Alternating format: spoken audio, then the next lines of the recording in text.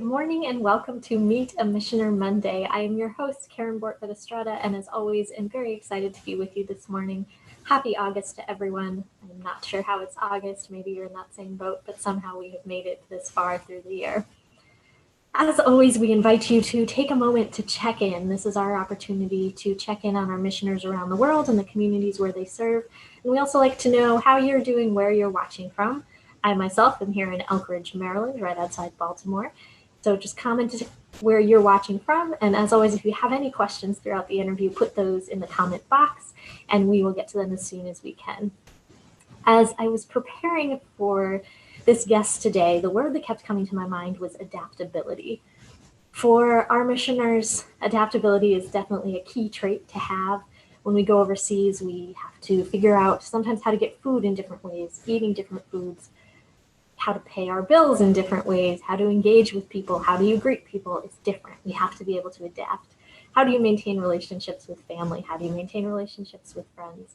It's all about that adaptability. I think all of us in one way or another have sort of been living this over the last 5 months, having to adapt to doing all of those things in a different way, but it's certainly key for our missioners. And the missioner we're talking with today had to sort of dive right into that. She began her time in mission in January and sort of shifted and was transitioning right as the pandemic started.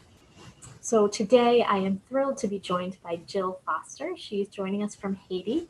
She grew up and is a parishioner at St. Columban in Ohio. To all of those from St. Columban, thank you for joining us this morning.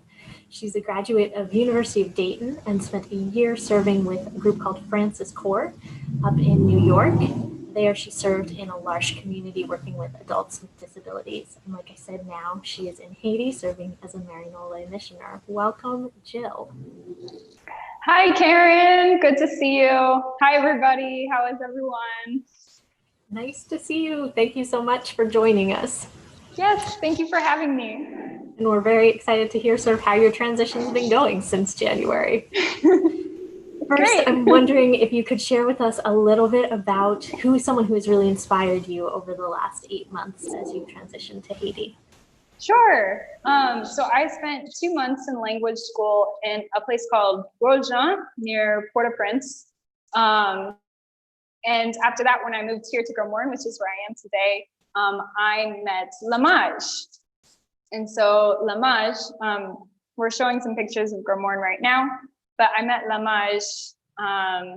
He's a teacher at one of the schools, and he was my tutor. So when Corona kind of first hit, he actually came to my house a couple times a week because schools were closed.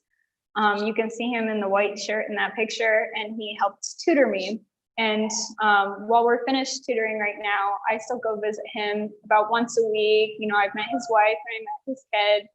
But he's just such a joyful person to be around. And we just talk, and he's still helping me improve my Creole. And no matter where we are, if we're out, he'll still like ask me, he'll still be my teacher and still like say, do you know what this is called? Do you know what this is called? And I'll ask him all sorts of grammar questions. But this picture here has a fun story. It just kind of shows off his personality. So me and Abby, who I'm in the middle, and then Abby's just to the left.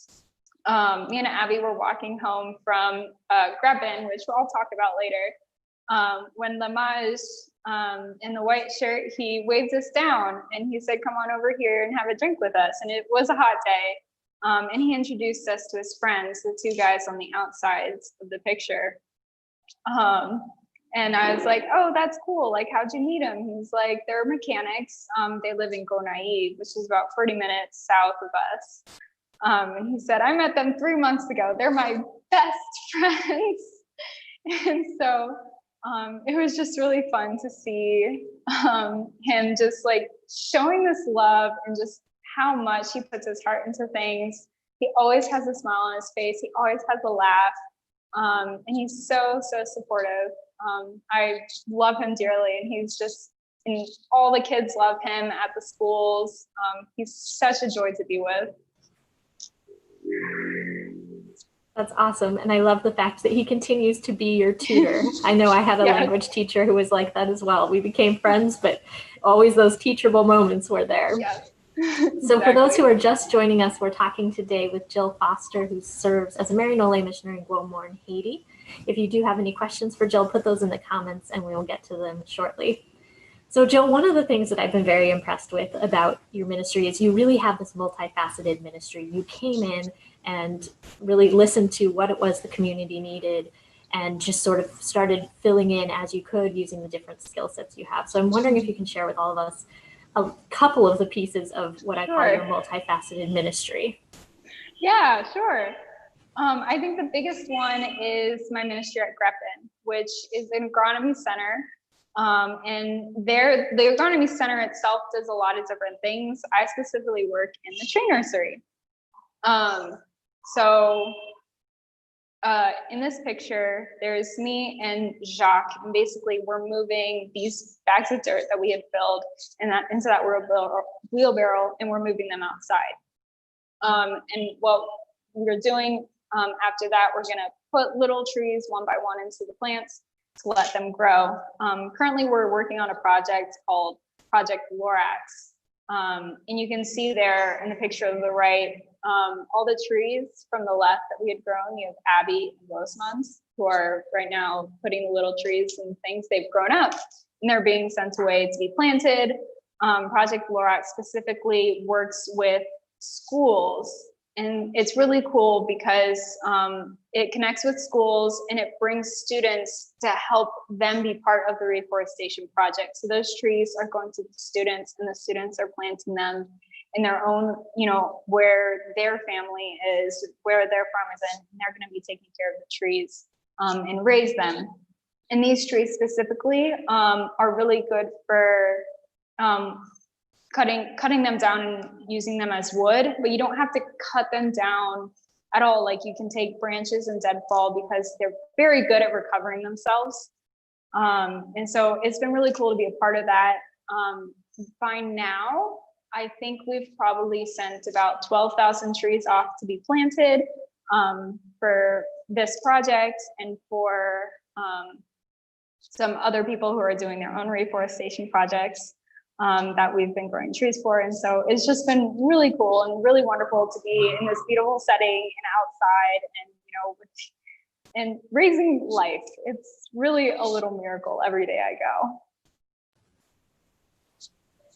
That's awesome. And that's just part of the great work that you do. What's the other part? The other part, so I work at Greppin in the morning, and then when I come home, me and one of my housemates, Abby, we've been working on making masks. So we've made about 700 masks. We've borrowed this Singer sewing machine with pedal and all. We've been pedaling away and making masks, and our goal is 900. So I do a lot of cutting of the fabric. And then we put it together. We cut elastic for the ears. We also make cloth bands as well. But so basically that's us going at it. And then we've been commissioned by Jerry, who is in that picture right there. She is part of Mercy Beyond Borders scholarship program. She works with a bunch of schools and with a bunch of kids. And so she gave us the funding to be able to make these masks. And so we distribute them to the hospitals, we distributed them to churches, and here you can see we're distributing them to a school. And so we made a bunch of masks for these kids and the teachers while school's still closed, but in the meantime, she had gathered them here. And it was really cool because Jerry had invited a young Haitian, student who presented to them to talk about Corona, to talk about, how to stay safe and to wash your hands and how to properly use your mask and to wash your masks and everything. So it's been really cool to work with Jerry on that. It's been cool to make all those masks. We're still chugging away at it. So it's a lot of work, but it's very rewarding. Awesome. And while we're on the topic of the coronavirus, how is everything going in Haiti related to coronavirus and in the area where you're serving? Sure. So it's been a very mysterious thing. So Corona here has a very negative stigma attached to it. So last I heard, there were 17 cases here in Gros Morne, but that was over a month ago, because I think a lot of people kind of hide it and they don't really get tested for it, or if they do get tested for it, they don't reveal it to anyone. So a lot of people, I think, are kind of staying in their homes if they're sick, and they might have to their family members and stay in their homes. Some people might not have as many symptoms, aren't walking around, but it's just not a thing that people really talk about, nor do they believe it's here, nor do they believe, like, if they do believe that coronavirus exists, it's because of voodoo. And which is a big thing here, and a big religion and culture here. So it's just really interesting to like walk through the streets, because not a lot of people are wearing their masks. Like, for a while, there were a number of people wearing masks. And you still have to wear a mask in the bank and any other, you know, really public official government or thing. But recently, actually, churches just opened up. So I've gone to church in person 4 times here in Gros Morne now. And then schools are opening up on August 17th. So it's just kind of one of those things where, like, no one's really paying attention to rules and regulations and keeping safe on Corona. So they're just like, might as well just open schools and stuff, I guess. So it'll be starting up on the 17th, and we'll see what happens and how that goes. And how has that impacted you all as missioners? For us, it's been kind of a tightrope walk. We've done our best. Like, when we go out, we wear our masks, and it's really funny because I have my sunglasses on and I have my mask and no one can see my face, but everyone knows who I am anyways. We try and wear our masks, and people will comment like, you don't need that. And we're like, yeah, because, you know, it's not just ourselves we're protecting everyone else too by wearing our masks. And it's just, you know, it's a conscious thing that we do. And whenever we leave the house and when we go back in the house, we have a hand washing station outside our house. We wash our hands, you know, with soap and water with a little bit of Clorox in it. To disinfect. And then when we get to Greppen, when I get to Greppen at least, there's, because sometimes I go by myself, but when we get to Greppen, there's also a hand washing station there with soap and water. And so we make sure we wash our hands, we always wear our masks. When we've been going, we've been wearing our masks, and we've been keeping our distance from people. And while it can be crowded, we do our best not to like rub shoulders. A big thing here in Haiti when you greet is to kiss on one or both cheeks. And so we haven't been doing that. And I think a lot of people that we've seen haven't been doing that either. So we'll see once we come out of this, like, if we'll be able to go back to the nice greeting of the kissing of the cheeks. But we've been doing our best to keep ourselves safe. And I feel very safe. I don't, at the moment. So, and all the people, you know, all our friends here are very conscious of, you know, how conscious we are as well. And so they do their best to, you know, keep themselves safe and wash their hands too. So that's a nice thing to see. It's interesting you mentioned the kisses on the cheek, because I think that's one of those cultural things that here in the US, if we don't come from a culture that kisses on the cheeks, we might not even think about how that's a loss that has come from this virus as well. Yeah, and I'd only been here in Haiti for like 2 months, and then suddenly I wasn't like, and I got used to kissing on the cheek, and then suddenly I wasn't allowed to, and how I only had those 2 months of like practicing that cultural thing, and now I've gone more time in Haiti without doing that than I have doing it. So it's been very odd. So it's definitely a very abnormal time to be here. Yeah. For those who are just joining us today, we are talking with Jill Foster, who's a Marinole missioner serving in Gros Morne, Haiti. If you do have any questions for Jill, please put those in the comments. That section is either below this video or off to your, I believe it's your right-hand side as you're looking at this video. I'm not sure which way that would be, but you can put your questions there and we will get to those as soon as we can. So before we started the interview, Jill and I were talking a little bit about how her community is one of the things that has really helped in this transition to Haiti and this transition to mission in this transition during COVID. So that's also one of the things that's important to Maryknoll Missioners, being a part of both the local community and having support within Maryknoll Missioners. So I'm hoping you can share with us a little bit about what that community looks like and how that has helped you through this transition. Sure. So I live in a house with Abby and Sammy. So Abby Abby and Sammy both got here a year before me, and I believe we're the only Maryknoll Lay Missioner house that has, like, you know, we all live together, and that's what we plan on doing. So in this picture, it shows us, it's a Thursday night. So every Thursday night, we make sure that we have a good big meal together, and we invite other people to come with us. So I took the picture. On the left is Jerry from MBB. I mentioned her before. You have Abby in the middle and Sammy on the right. So after dinner, we play games. So here we're playing Mexican Train. We don't actually have the dominoes to play Mexican Train, so I like cut out little index cards and colored on them. So we're just playing it with pieces of paper.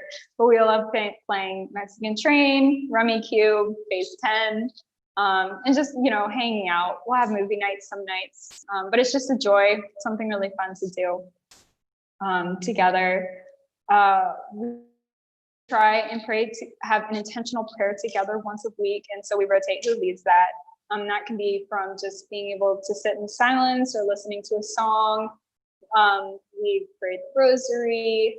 We actually have a little chapel here in our house. It's a loud chapel because it doesn't have any windows, but it's nice to just have that space to be able to sit and just relax and just be a community and, you know, be with the Lord. And we're trying to, like, really intentionally go about it and build a good foundation for us to continue, and for other community members that we're hoping to welcome in to, like, make a good environment. In this picture, so these are some other joys of what we do. So for 4th of July, in the middle, we went to the beach. And that was just a fun thing to do together. We had some other people with us as well who had initially invited us. And so, you know, we swam together, and it was just a really nice time. On the lower right, a week after I got to Gros Morne, like a week to the day, I had my birthday. And, you know, I didn't know Abby or Sammy all that well yet, but they still ordered this amazing cake for me. They invited, we invited other people from some of our partners, like Jerry, and some other volunteers who were in Haiti at the time, as I was still struggling with my Creole. But they all came over, and we played music, and we had wonderful food, and we had this cake, and it was just a wonderful, wonderful day. And I had a really great time. On the bottom left is an example of just some Haitian food. You have rice on the upper left of that picture, and on the upper right, you can kind of see a black bean sauce. And often you mix that with the rice, and you have fried chicken, and you have fried plantain, along with some vegetables and fries. And so it's at one of the nicer restaurants here. And so it was just a nice thing. Like, every so often, it's just one of those joys. We'll go as a community, or invite, you know, some other friends to come with us, and we'll just have a nice lunch out. It's a good time.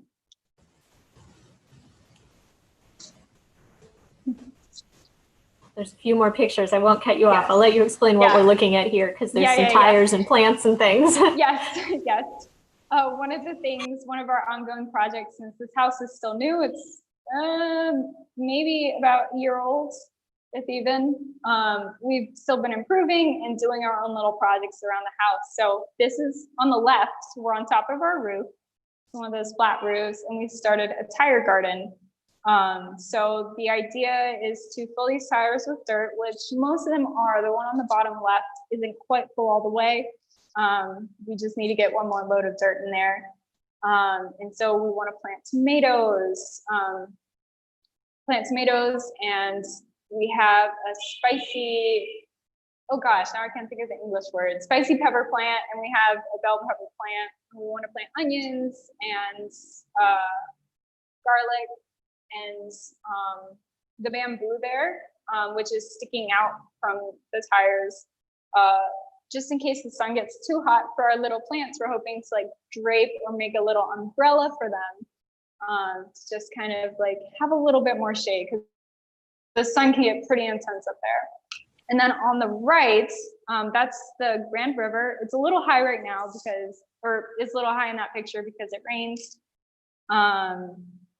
But that is one of our friends, our neighbors, his name's Teden. He owns that place. And so it's a bit of a walk, but on Sundays in the later afternoon, we'll gather there, maybe we'll play a game, we'll have some drinks, we'll just chill out, we'll invite other friends, and we'll just talk and chat. And it's just a nice little getaway, and just kind of secluded. And, you know, it's just a wonderful place to stay and relax.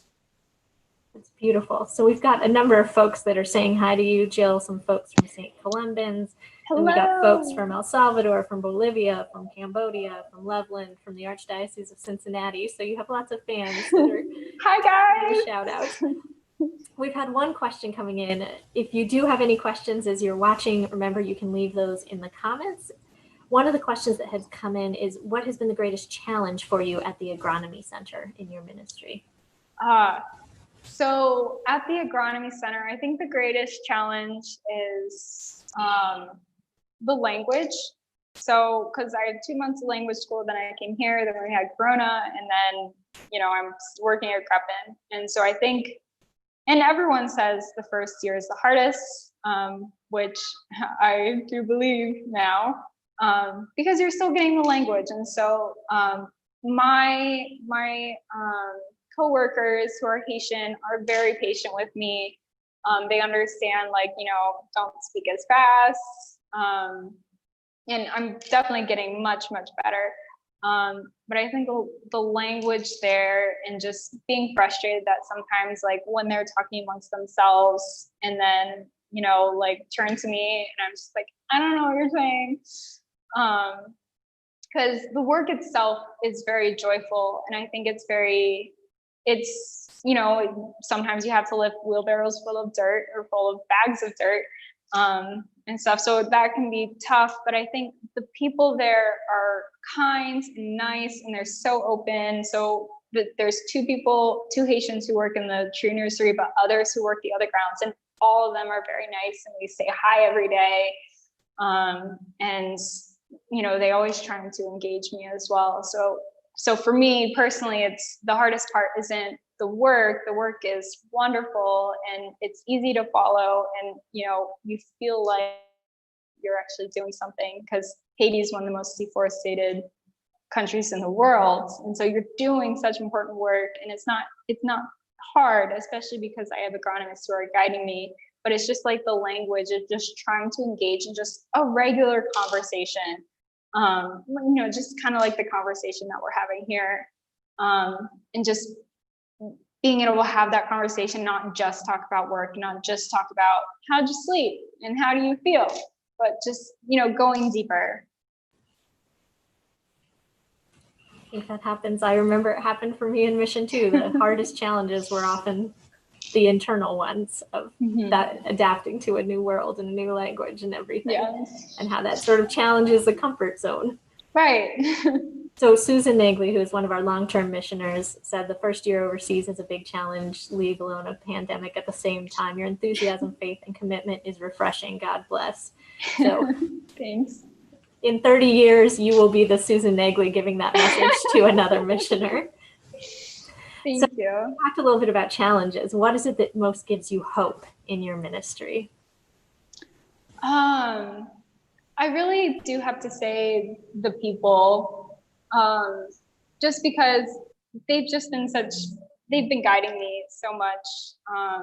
And, you know, so there's people that you pass that are rude. There's people but it's when you see the people who like stick up for you, sometimes, it's just wonderful to see, you know. At one point when Corona was just kind of starting, we were at Greppen and we were just kind of talking about Corona.